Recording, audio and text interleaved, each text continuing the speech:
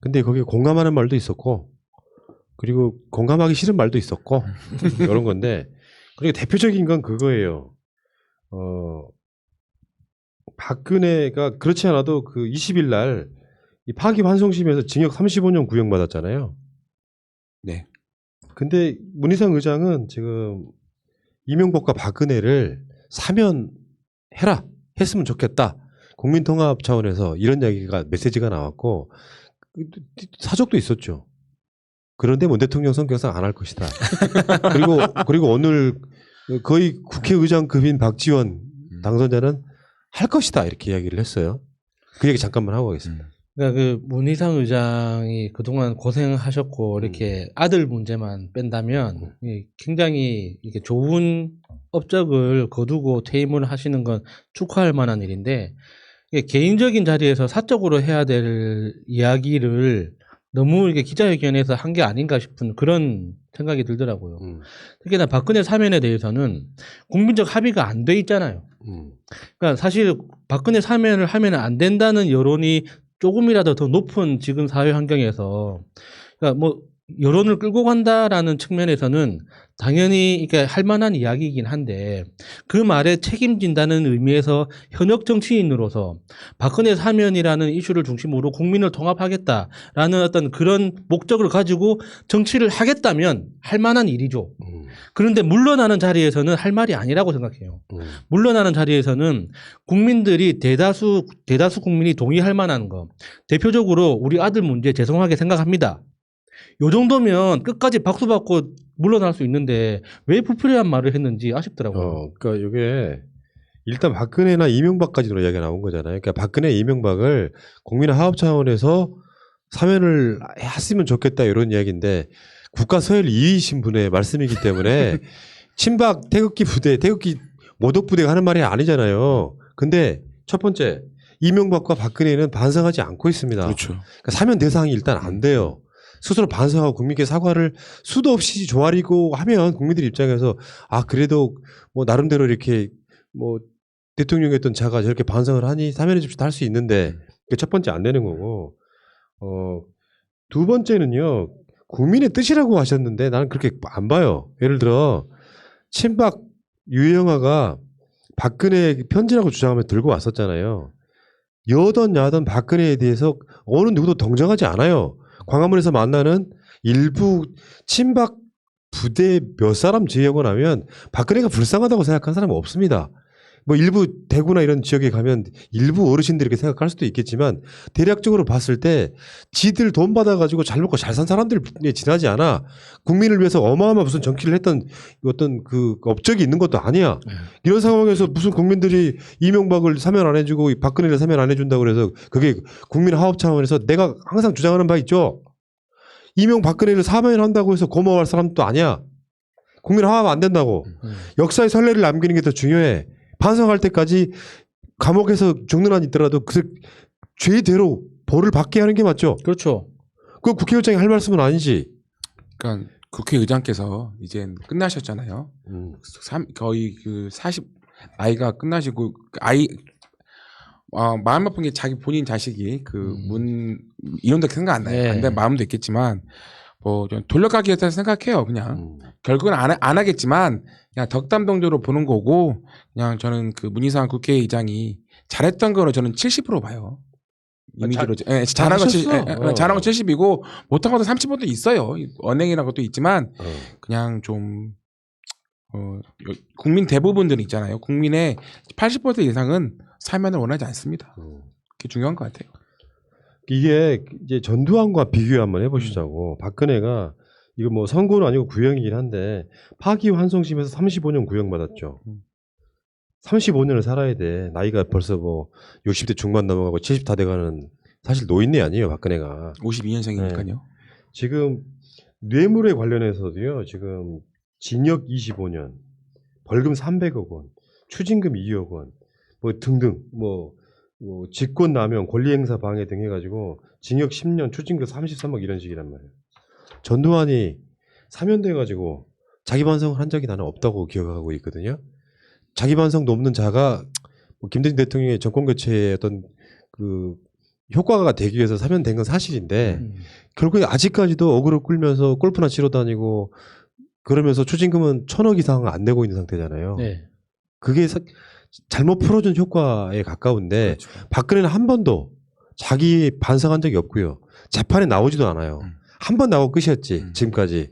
이게 정치적인 탄압이라고 생각하는 거죠.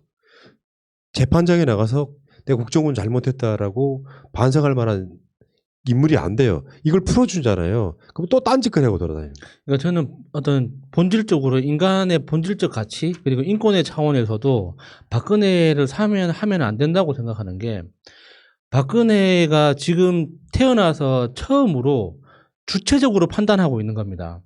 나는 무죄다라고 지금 온몸으로 항거하고 주장하고 있는 거잖아요. 그렇죠. 박근혜는 태어나서부터 지금까지 쭉 누군가의 지시대로 살았어요.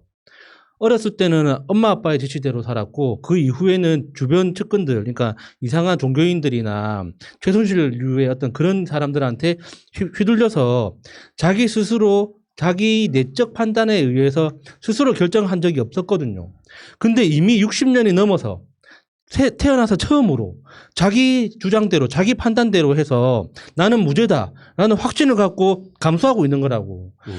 정말 실존적으로 중요한 순간이거든요. 그거를 갖다가 이제 뭐 정치적으로 계속 탄압으로 비칠까봐 무슨 뭐 정치 보복으로 비칠까봐 만약에 풀어준다. 그러면 박근혜 인생에서 굉장히 소중한 순간을 우리가 박탈하는 거예요. 그래서는 안 되지. 그러니까 저는 역으로 생각할 때는 네. 훌륭해.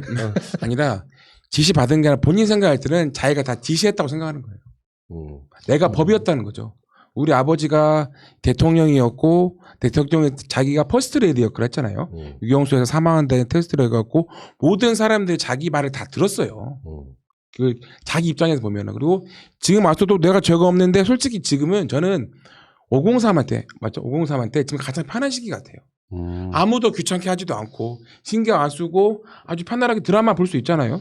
거기서 그냥 그 눕는 방향만 이렇게 양쪽으로 돌려놓기만 한다면은 네. 무병장수할 겁니다. 그렇죠. 네. 그러니까 문희상 의장이 원칙적으로는 그런 말을 했을지 몰라요. 근데 디테일로 가보면 반성이 먼저라니까. 그렇죠.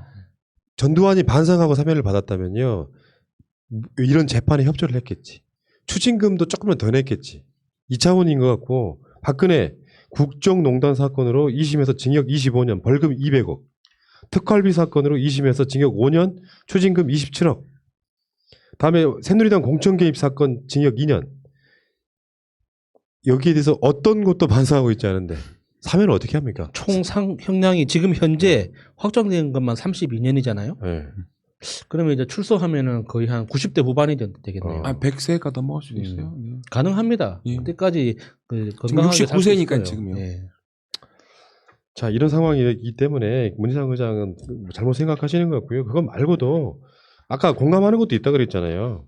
그러니까 문희상 의장의 생각이 좀 약간 틀린 부분은 이거야. 이명박이나 박근혜 사면을 겁내지 않아도 된다. 누가 겁을 낸다고. 풀어줘도 아무 이상 없다. 그러니까 이게 마치 어떤 권력 싸움으로 바라보는 것 같은 시각이 있었거든요. 요거는 굉장히 오게 튀었다는 생각이 들고,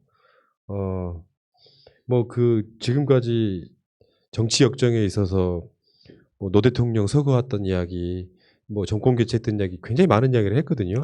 그리고 문희상 국회의장이 20대 국회 막판에 그 뭐 패스트트랙 관련해 가지고 그 처리하는 과정 같은 거 보면은 훌륭했어요. 본인도 제일 좀 좋았다고 말하고 있고. 훌륭했었는데 진짜 이거는 오게티가 뭐 이거야 이제 논쟁거리가 되니까 뭐 MB나 그 박근혜 사면에 대해서는 논쟁거리라고 봐야지. 일단은 본인이 던지신 건 우리 반박할 수 있다고 보는데 문석균 건은 나 도대체 지금도 이해 안 가. 그러니까 그 진정환님이 100점 만점에 70점이라고 하셨잖아요.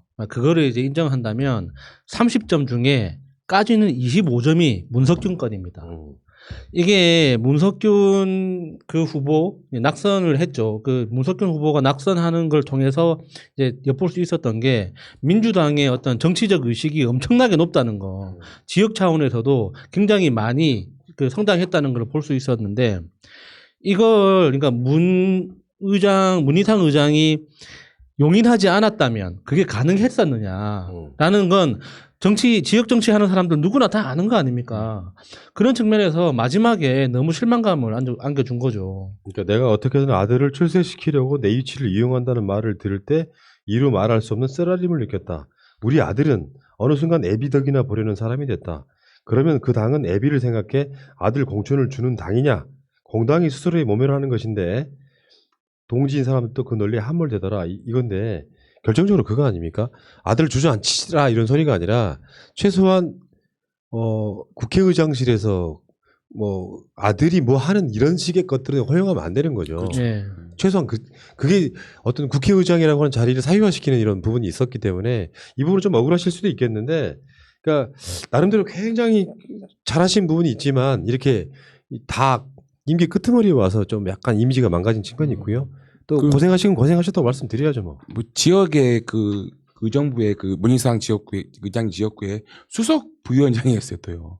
뒤책이 있었고 그 아드님이 뭐냐 그 문석균 씨를 생각할 때면 아들이 그 문희상 그 국회의장이 그 청년 모임 전국적인 청년 모임의 회장도 하셨거든요. 근데 그 아들도 똑같이 했어요.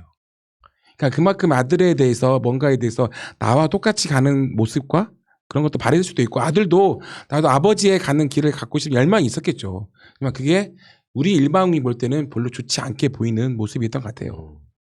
노무현 정부 출범하자마자 비서실장이었어요. 청와대 그렇죠. 비서실장. 그러니까 노 대통령의 최측근이었던, 그러니까 그렇죠. 정치적 위상은 오히려 노 대통령보다 더 높았던 인물이기도 하고, 국회의장 정도 지낼 정도 되면은 나름대로 이쪽에서는 굉장히 사실은 이해찬 대표급이라고 그렇죠. 보는 게 맞는데 네. 막판이 좀 약간 이미지가 근데 이건 또 금방 잊어버립니다. 시간 지나고 나면 또 전직 국회의장으로서 또 다른 역할을 하겠죠. 네, 그 국회의장 하시면서 이제 수모를 당하셨을 때 뭐 이비자 의원이 이렇게 막 육탄 공격하는 어떤 그런 장면을 통해서 이제 상징적으로 고생을 많이 하셨구나라는 이제 그런 이미지가 있기 때문에 이거 기억 안 나? 이은재가 네. 팔꿈치로 치고 들어간다는 거. 네. 그러니까 이 떠나시는 마당에 뭐 더 이상 뭐 싫은 소리 하는 게 무슨 의미가 있겠습니까? 그러니까 고생하셨으니까 건강 잘 챙기시고 이게 그 지역 정치가 조금 더 건강하고 경쟁 중심으로 이렇게 성장할 수 있도록 그렇게 또 조언을 하는 역할 이상은 안 했으면 좋겠습니다. 예, 그러니까 박근혜, 이명박 그 사면에 대한 이야기는요, 굉장히 정치공학적인 이야기였어요. 지금 이명박, 박근혜를 사면해주면요, 오히려 국민 분열됩니다. 그런 생각 들지 않아요? 그렇죠. 이명박을 지지하거나 박근혜 지지한 사람이 얼마나 있어 지금? 특히 이명박 오히려 이명박은- 불쌍하다니까. 아니 재판에도 아무도 안 와. 지지도 없고. 그러니까 네. 정치공학적인 이야기라는 게 박근혜 그러니까 사면시켜주면은 대구 경북의 지지율이 오른대요? 아니에요. 오히려 국민 화합 안 된다고. 사면에 싫어할 수도 있습니다. 우리 공화당의 존재 이유가 희석이 되는 거예요 이제. 그러니까 문 대통령의 지지 기반들, 지지하는 층에서는 반성 없는 사면이 오히려 국민 분열의 요소로 된다는 생각을 왜 분노됩니다. 못하신지. 분노됩니다. 알겠습니다. 자, 문희상 의장 이야기였습니다.